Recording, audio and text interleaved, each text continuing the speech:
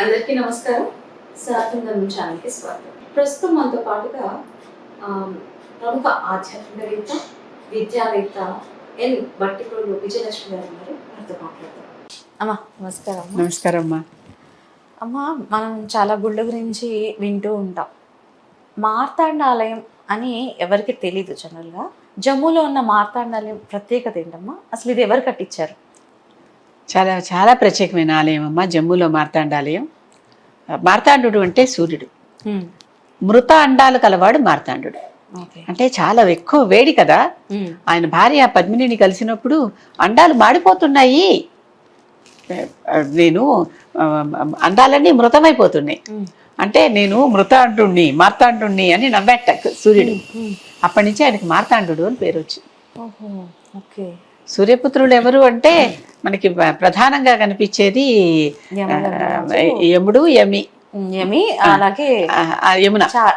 యముడు, యమున, మళ్ళీ కాళింది, మళ్ళీ ఇంకోటి ఏంటది మన శని భగవానుడు. వీళ్ళందరూ శని రవిపుత్రుడు అని చెప్పుకుంటాం కదా దాంట్లోనే. కనుక వీరి గురించి మనం బాగా వీళ్ళు వారి పుత్రులు అని చెప్పుకుంటాం. కనుక ఈయన ఆదిత్యుడికి అసలు విపరీతమైన వేడి తెలుసు కదా, సూర్యుడి వేడి ఎంతో. అటువంటి ఆలయం అన్నమాట. దీనికి మనకి కృష్ణ గాథతో ముడిపడి కృష్ణుడికి ఒక కొడుకున్నాడు సాంబుడు. కృష్ణుడికి జాంబవతి ద్వారా పుట్టినవాడు. జాంబవతి రుక్మిణికి పిల్లలు ఉన్నారు, సత్యభామకు పిల్లలు ఉన్నారు, మిగిలినందరికీ ఉన్నారు. నాకు పిల్లలు లేరు, నాకు మంచి శక్తివంతుడైన చక్కటి అందగాడైన కొడుకు కావాలి, నీలాగా ఉండాలని కోరుకుంటే శివుడిని తపస్సు చేసి శివుడి ద్వారా వరం పొంది పిల్లల్ని కంటాను నేను అని చెప్పి అప్పుడు శివుడి కోసం తపస్సు చేస్తాడు కృష్ణుడు. శ్రీకృష్ణుడు శివుడికి తపస్సు చేస్తే ఆ సాంబ శివుడు అంబ శివుడు, అంబతో కూడిన శివుడు చక్కగా వరం ఇచ్చి ఇతనికి కొడుకు పుడతాడు, అందమైన కొడుకు, నీలాంటి కొడుకు పుడతాడని చెప్పాడు. ఆ సాంబశివుడి వరంతో పుట్టినటువంటి వాడి కొడుకు కూడా సాంబుడు అని పేరు పెట్టుకున్నారు. సాంబ అంటేనే అబ్బతో కూడినటువంటి అని. అంబ అంటే అమ్మవారు, అది అలాంటి పేరు పెట్టారు. వీడు చక్కగా పిల్లవాడు ముద్దుగా పెరుగుతున్నాడు. ముద్దుగా పెరిగేసరికి కొంచెం అల్లరి చిల్లర పనులు చేస్తున్నాడు, చిల్లర పనులు కూడా చేస్తున్నాడు. చేసి చక్కగా కృష్ణుడిలానే ఉంటాడు. ఇతను ఏం చేసేవాడు అల్లరి అని చెప్పా కదా. చక్కగా పిన్నమ్మలు అందరి ఇళ్ళకి వెళ్ళటం, బోళ్ళకి మంది ఉన్నారుగా, వెళ్ళటం. వాళ్ళేమో కృష్ణుడే వచ్చాడు అనుకుని ఏమో మర్యాదలు చేశాక చిట్టచూరికి దగ్గర రాపోయేసరికి అమ్మ అనేవాడు అనమాట. వాళ్ళు వీడి అల్లరి తట్టుకోలేకపోయారు. ఎవరు కృష్ణుడో ఎవరు సాంబుడో అర్థం కాల కాసేపు. కొంతమంది తండ్రి కొడుకులు ఒకేలాగా ఉంటారు చూడండి, వయసు తేడా కూడా కనిపించదు ఎక్కువ. అలా ఉన్నారు ఈ కృష్ణ సాంబులు. అలా ఉండేసరికి ఈ అల్లరికి భరించలేక కృష్ణుడికి వాళ్ళు కంప్లైంట్ ఇచ్చారు. అప్పుడు కృష్ణుడు అన్నాడు, నీ శరీరం శ్వేత కృష్ణ వచ్చేస్తుంది అన్నాడు. ఎందుకంటే తప్పు చేస్తే శిక్ష వేయాలి. ఎవరు చేసినా, మా కొడుకు చేసినా ఎవరు చేసినా శిక్షే, తప్పదు. తల్లికి భేదం లేకుండా అలా చేస్తావా, తప్పు కదా. వాళ్ళ తల్లుడే కదా. అక్కడికి వెళ్ళి మళ్ళీ అమ్మ అనే అన్నాడు. వాళ్ళతో తప్పు అయితే చేయలేగానే ఏడిపించాడు. కాసేపు వాళ్ళందరినీ కాసేపు వాళ్ళ ఆందోళన పడిపోయారు. ఏంటి ఇట్లా వచ్చిన వాడు కృష్ణుడో తెలియదు, సాంబుడో తెలియదు. ఇలా వాళ్ళు ఇబ్బంది పడ్డారు. వాళ్ళందరూ కృష్ణుడు కష్టం చెప్పుకున్నారు. అప్పుడు జరిగింది ఇది. అంతేకాదు ఈ సాంబుడు వల్లే చివరికి యాదవ వంశం అంతా నాశనమైంది. దుర్వాస శాపం, అది వేరే కథ. అలాంటి వాడు సాంబుడు. ఈ సాంబుడిని ఏం చేశాడు, వీళ్ళ శరీరం అంతా పాడైపోయిందిగా, తండ్రి కాడు పట్టుకుని తండ్రి, ఎందుకంటే అందం పోతుంది కృష్ణుడు అనగానే, ఇంకెప్పుడు ఇలాంటి పనులు చేయను, నన్ను క్షమించు, నన్ను కాపాడు, నాకేదో శాప విమోచనం చెప్పమన్నాడు. ఆరోగ్యం భాస్కరాది ఇచ్చేది, ఆరోగ్యం ఇచ్చేది భాస్కరుడు. కనుక భాస్కరుడికి నువ్వు పూర్తిగా ఉపాసన చేయి. ఆ భాస్కరుడికి ఏం చేస్తావో సేవలు చేయి. భాస్కరుడికి ఆలయాలు కట్టిస్తావో, విగ్రహాలు పెట్టిస్తావో, ఉపాసన చేస్తావో, ఏం చేస్తావో చెయ్యి. భాస్కరుడిని మంచి చేసుకుని ఆరోగ్యం తెచ్చుకోమని చెప్పాడు తండ్రి. ఇది ఒప్పుకున్నాడు, బాగుంది. అక్కడి నుంచి మొదలుపెట్టి అంటే ఆ సేతు సీతాచలం తిరిగి ఆలయాలు కట్టాడమ్మా. మార్తాండ ఆలయాలు కట్టాడు. అంటే మార్తాండ అనే పేరు అక్కడ ఉంటుంది, ఒక్కొక్క చోట ఒక్కొక్క పేరుతో మొత్తం మీద. కోణార్కలో కట్టినటువంటి ఆలయం ఉంది కదా ఒరిస్సాలో, అక్కడ కట్టినప్పుడు పూర్తిగా రోగం పోయింది. మధ్యలో గుజరాత్ లో కూడా ఒక చోట మొథేరా అనే చోట ఇంకొక సూర్య దేవాలయం కట్టాడు. ఇక్కడేమో మార్తాండ ఆలయం కట్టాడు. ఒక్కో చోట ఒక్కో పేరుతో అలా ఆలయాలు కట్టుకుంటూ వచ్చాడు. అక్కడ కట్టినటువంటి ఆలయం జమ్మూ ప్రాంతంలో కట్టాడు. జమ్మూ అంటే దాదాపుగా కాశ్మీర్ పక్కనే, తెలుసు కదా మనకి. మొన్నటి దాకా ఇదంతా ఒకటే రాష్ట్రం లాగా కూడా ఉంది. అక్కడ కట్టాడు ఈ ఆలయం. ఆ జమ్మూ రాజ్యంలో మార్తాండ ఆలయం కట్టి బ్రహ్మాండమైన ఆలయం అది. ఎంత శిల్పమో, ఎంత పెద్ద ఆలయమో, ఎంత లోతుకి పునాదులు తీసి కొన్ని వందల ఫిరంగులు పేల్చినా పగలనటువంటి పునాదులు తీసి ఆలయం కట్టాడు. అలాంటి ఆలయం కట్టి అక్కడ సూర్యదేవుడిని ఉపాసించేశాడు. అక్కడ ఒక పుష్కరిణి, ఆ పుష్కరిణిలో స్నానం చేయటం, అక్కడికి వెళ్ళి సూర్యదేవుడికి జపం చేసుకోవటం, అలా చేశాడు. చేసి ఒక్కొక్క చోట నుంచి అలా ఒక్కొక్క ప్రాంతాన్ని నుంచి ఒక్కొక్క ప్రాంతంలో ఆలయం, మళ్ళీ ఇదే పూజ. అలాగా సాంపుడు కట్టిన ఆలయం జమ్మూలోని మార్తాండ ఆలయం. ఆ మార్తాండ ఆలయంలో ఎంత శక్తి అంటే ఇప్పటికీ ఎవరైనా సరే ఆరోగ్యం కోసం అక్కడ ఉండిపోయి ఉపాసన చేసేవాళ్ళు ఉన్నారు. కొన్ని వందల వేల మంది బ్రాహ్మణులు అంటే ఈ పూజాధికాలు చేయగలిగేటటువంటి వారు. బ్రాహ్మణ కులం అని చెప్పటల్లా నేను అక్కడ. అప్పుడు ఆ రోజుల్లో కులం మాట లేదు అసలు, ఎక్కడ వర్ణమే. అవన్నీ నేర్చుకున్నవాడు ఎవరైనా సరే బ్రాహ్మణుడు అవుతాడు తర్వాత. కనుక అక్కడ ఉన్నటువంటి ఆలయంలో ఇప్పటికీ కూడా ఆరోగ్యం బాగాలేకపోతే వెళ్ళి పూజలు చేసేవాళ్ళు ఉన్నారు. కానీ ఇప్పటికీ అనే మాట కొంచెం సందేహంగానే చెప్తున్నాను నేను. ఎందుకని కొన్ని వందల ఏళ్ల క్రితం మన దగ్గర ఇన్వేషన్ వచ్చింది కదా, వేరే మతం వాళ్ళందరూ మన దగ్గరకు వచ్చేసి మన రాజ్యాలన్నీ పూర్తిగా వాళ్ళు తీసేసుకున్నారు కదా. ముస్లింసే ముఖ్యంగా, వాళ్ళదే. అప్పుడు ఈ ఆలయం పాడు చేసింది వాళ్ళే. ఈ ఆలయం వాళ్ళ పుణ్యం అనమాట పాడైపోవటానికి. దానినంతా ధ్వంసం చేసేసారు. ఎందుకంటే ఒక్కొక్క ఆలయంలో ఇక్కడ ఒక చిన్న నా భావం కూడా ఒకటి చెప్తా, అంటే పర్సనల్ అభిప్రాయం. ప్రతి ఆలయాల్లోనూ విపరీతంగా ధనం కానుకలు ఇచ్చేవారు, బంగారం వెండి కానుకలు ఇచ్చేవాళ్ళు. బహుపర కాస్త జాగ్రత్త. అంత ఒక చోట చేరుతోందంటే అక్కడికి ఆశ మొదలవుతుంది. ఆ ధర్మకర్తలకే చెడ్డ భావాలు వచ్చి వాళ్ళు దానిని వేరే రకంగా వ్యతిరేక మార్గాల్లో వాడుకోవచ్చు, లేదా దొంగలు దోచుకోవచ్చు. ఇతర మతం వాళ్ళు పరాయి దేశాల నుంచి ఎక్కడెక్కడి నుంచో కూడా వచ్చి అక్కడ దోచుకోవచ్చు. అదే కదా జరిగింది సోమనాథ ఆలయంలో కానీ మార్తాండ ఆలయం కానీ, రెండు చెప్పుకుంటున్నాం కానీ అలా కొన్ని కొల్లలు అవి. అన్ని ఆలయాలు దోచుకున్నారు కదా. అలాగా ఏదో పేరుకి రెండు చెప్పాను నేను. చివరి కాశీ కూడా అలాంటి బాధిత ఆలయం కదా. కనుక ఆ రకంగా మార్తాండ ఆలయాన్ని దోచుకోవడానికి వచ్చి అంతా దోచేసి మొత్తం అంత ఆలయాన్ని ఎంత నాశనం చేసేసారంటే, అన్ని వాళ్ళ దగ్గర ఎంత పదునైన కత్తులు ఉండేవంటే ఇలా నరికేస్తే విగ్రహం రాతి విగ్రహాలు, గ్రానైట్ రాతి విగ్రహాలు ముక్కలైపోయాయి. అలాంటి దుర్మార్గపు చర్య చేశారు. అందరికీ ఆరోగ్యాన్ని, వాళ్ళకే ఆరోగ్యాన్ని ఇస్తుంది కదా, పోనీ వాళ్ళు ఉంచుకోవచ్చు కదా. వాళ్ళకి అంత అర్థం కాదు కదా. వాళ్ళకి ఎవరికి ఆరోగ్యం వద్దు, మనిషి అన్నవాడికి ఆరోగ్యం కావాలి కదా. మనం ఏదన్నా కూడా ఆరోగ్యం, ఐశ్వర్యం, ఆయుష్ ఇవి కదా అడుగుతాం. ఆరోగ్య ఐశ్వర్యాలతో దీవిస్తాం ఎవరినైనా. దీవించేటప్పుడు ఆరోగ్యం ఎవరికొద్దు.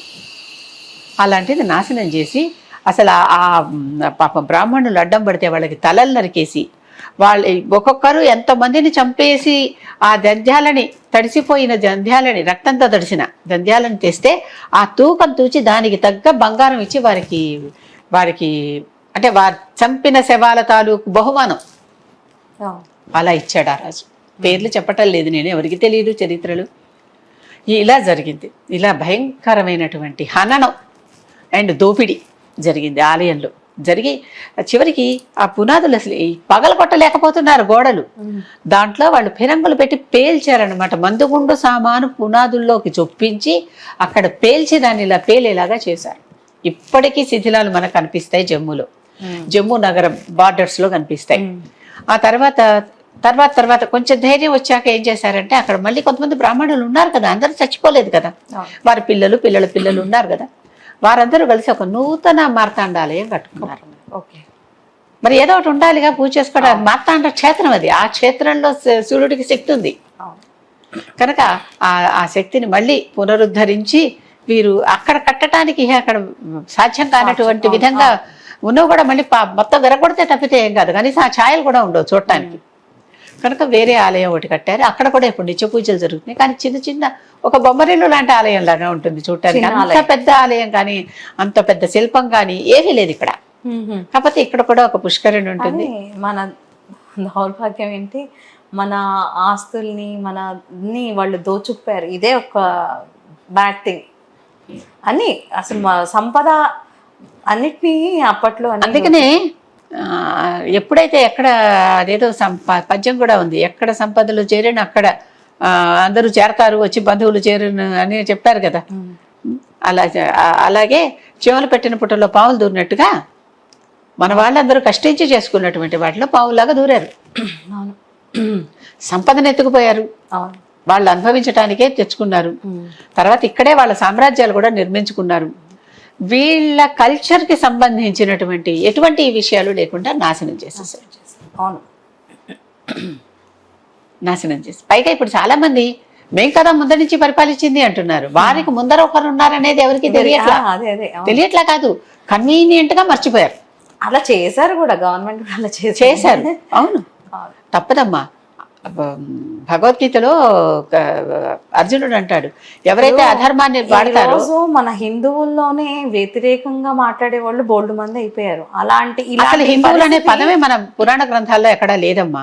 వాళ్ళు తెచ్చిపెట్టిన పదం అది మనకి, వాళ్ళు అంటగట్టిన పదం మనకి. మనం భారతీయులు. అవును, భారతం అంటే ఏంటి? భా అంటే వెలుగు, వెలుగులో ప్రకాశించే వాళ్ళం మనం.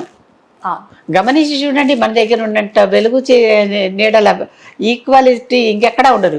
కరెక్ట్. మనకి రెండు సమానంగా ఉంటాయి. అటువంటి ప్రదేశం మనది. అటువంటి ప్రదేశంలో, అటువంటి గొప్ప జ్ఞాన భూమిలో మనం కట్టిన అన్నీను కూడా నాశనం చేసేసి వాళ్ళు దానిని ఎత్తుకుపోయారు, విరగొట్టారు. వీళ్ళకు మిగలకూడదు అనే. ఇవన్నీ ఆలయాలు, విగ్రహాలు తీసుకుపోలేరు కదా. ఇప్పటికీ మీకు ఇక్కడ కర్నూలు వెళ్తే జోగులాంబ అలంపురం దగ్గర కనిపిస్తుంది. ఆ నవ సప్తమాతృకలది ఒక ఇది తీసుకెళ్ళటానికి ప్రయత్నించి తీసుకెళ్ళలేక బయటపడేశారు అంత రాయిని. పగలగొట్టి తీసుకెళ్దామని అనుకుని వాళ్ళ మ్యూజియంస్ కోసం ఇక్కడ పెట్టారు. అది మోయలేకపోయారు, ఇంకా అంతకంటే తీసుకెళ్ళలేకపోయారు. ఈ రకంగా ఎన్ని ఉన్నాయో మన దగ్గర. ఇప్పటికీ తలలు విరిగిపోయినవి, చేతులు కట్టి. హంపి వెళితే మరీ దారుణం. నరసింహస్వామి విగ్రహానికి అక్కడ చెయ్యి ఒకటి కనిపిస్తుంది కనుక ఇక్కడ లక్ష్మీదేవి కూర్చుంటేది కాబోలు అని అనుకోవాలి మనం. అక్కడ లక్ష్మీదేవి విగ్రహం లేదు. కోణార్కాలయం అంతే, అన్ని ఆలయాలు అంతే. అలా విధ్వంసం చేశారు. ఒక్కొరు ఒక్కో రకంగా, ఒక్కొరు ఒక్కొక్క రకంగా. ఒకరైనా మనకి ఎంతమంది వచ్చారు కదా మన దగ్గర. పోర్చుగీసులు వచ్చారు, డచ్లు వచ్చారు, అవునా? ఎవరు ఇంగ్లీష్ వాళ్ళు వచ్చారు, ఇంగ్లాండ్ నుంచి ఇంగ్లీష్ వాళ్ళు వచ్చారు, ఎడారి మతాల వాళ్ళు వచ్చారు. రాందెవరు? ఇక్కడ ఇది ఉంది అంటే వాళ్ళు వచ్చేసారు, వచ్చి దోచుకుపోవటమే. అందుకనే ఆలయాల్లో బంగారు సంపదలు ఇస్తే అనంత పద్మనాభుడు ఆలయం లాగా వాల్టుల్లో పెట్టి తాళాలు పెట్టేయాలి. లేదంటే ప్రజలకి వెంటనే అప్పటికప్పుడే వాడేసేయాలి. ఆలయానికి సంబంధించిన, ఇప్పుడు ఆలయాలకు సంబంధించి కేవలం ఆలయాలే కాకుండా ఆలయాలకు ఉపాలయాలు ఉన్నాయి, అవి వాళ్ళు నిర్వహిస్తున్నారు. ప్లస్ తిరుమల తిరుపతి అయితే యూనివర్సిటీ నిర్వహిస్తోంది, బోర్డు కాలేజీలు నిర్వహిస్తోంది, హాస్పిటల్స్ నిర్వహిస్తోంది. ఉన్నాయా లేదా? వాటన్నిటి ఖర్చు చేసేయండి. అంతేకాని ఒక సంపద ఇలా పోగుపడ్డట్టుగా ఉంచొద్దు ఒక చోట. ఉంచితే దురాశలు పుడుతున్నాయి. ఎవరికా ధర్మకర్తకే దురాశ పుడుతోంది. మొన్న మధ్య తిరుమలలో కూడా ఇన్సిడెంట్ అసలు ఎంత దోచుకోవాలో ఎవరో వచ్చి దోచుకోనక్కర్లేదు, మన వాళ్ళే. ఒకప్పుడు దొంగలు, దీని గురించి ఒక వేరే ఉంది. కృతయుగంలో రాక్షసులు మానవులోని వేరువేరుగా కనిపించేవారు, దేవతలు మానవులు వేరువేరుగా. ఇప్పుడు అలా కాదు. తర్వాత ఏం చేశారు? ఒకే మనిషిలో. ఇప్పుడు మనమైతే అదే మనిషి ఒకప్పుడు రాక్షసుడిలా ఉంటాడు, ఒకప్పుడు మనిషిలా ఉంటాడు. కరెక్ట్. బుద్ధి. ఒకప్పుడు దేవతలాగా ఉంటాడు. బుద్ధి ఆ క్షణాన్ని బట్టి. కానీ ఇప్పుడు విడబట్టి వీడు రాక్షసుడు కనిపెట్టడం కష్టం. అవునమ్మా, అలా అయిపోయింది. ప్రస్తుతం ప్రజానీకం ఎంత జాగ్రత్తగా ఉండాలో. కనుక సంపద పోగపడుతున్న కొద్దీ మార్తాండాలయంలాగా అయిపోతే ఏముంది ఎటు కాకుండా. మనకి ఒక గుర్తింపు ఉండే ఆలయం కూడా మనకు అలా తుడిచిపెట్టిపోయిందంటే, అంత గొప్ప ఆలయం మన భారతదేశానికి పేరు ప్రతిష్ట అవన్నీ తెచ్చిన ఆలయం మార్తాండాలయం. అందరికీ ఆరోగ్యాన్ని ఇచ్చిన ఆలయం. సాంబుడు అంటే ఎప్పుడు ద్వాపరయుగం నాడు వాడు. అప్పటి నుంచి తరతరాలుగా అది ఆరోగ్యాన్ని అందిస్తున్న ఆలయాన్ని కొట్టేశారు కదమ్మా. ఇప్పుడున్న ఆలయంలో కూడా అలాగే ఒక పుష్కరిణి ఉంది, చిన్న ఆలయం ఉంది. కానీ అవన్నీ ఏమిటో నాకు అదంతా చూస్తే ఒక చిన్న మ్యూజియం లాగా ఆలయం భావన రాలేదు. ఆలయమే నిత్య పూజలు జరుగుతున్నాయి, అక్కడ కూడా ఉపాసన జరుగుతుంది, నిత్య పూజలు జరుగుతున్నాయి. జరగట్లేదని నేను అనను. కానీ మనసు కూడా ఒకటి స్పందిస్తుంది కదా కొన్ని చూసి. అలా అది జరగలే ఎందుకో నాకు తెలియదు. మరి నాకే ఎంత దుఃఖం వేసిందంటే ఆ పాత మార్తాండాలయం పక్క నుంచి వెళ్తుంటే ఆ టాక్సీ డ్రైవర్ని కొంచెం ఆపమంటే అతను అబ్బాయి ఇక్కడ ఏం లేదమ్మా అంతా ఖండహర్ అన్నాడు. ఖండహరే నేను చూడాలనుకుంటున్నా, ఆపు అని అడిగి లోపలికి వెళ్ళి చూసొచ్చాను నేను. అక్కడన్న వెరగొట్టిన వినాయకుడి విగ్రహాలు అన్నీ సమస్తం, ఒకటి కాదు రెండు కాదు, మూల విగ్రహం లేనే లేదు. అది మార్తాండాలయం గురించి చెప్పుకోవాలంటే దాంట్లో గొప్ప ఆరోగ్య సూత్రము ఉంది, మనసుకు కష్టం కలిగించేటటువంటి విశేషాలు ఉన్నాయి. అది మార్తాండాలయం, జమ్మూలోని మార్తాండాలయం. థ్యాంక్ యూ అమ్మా, ధన్యవాదాలు.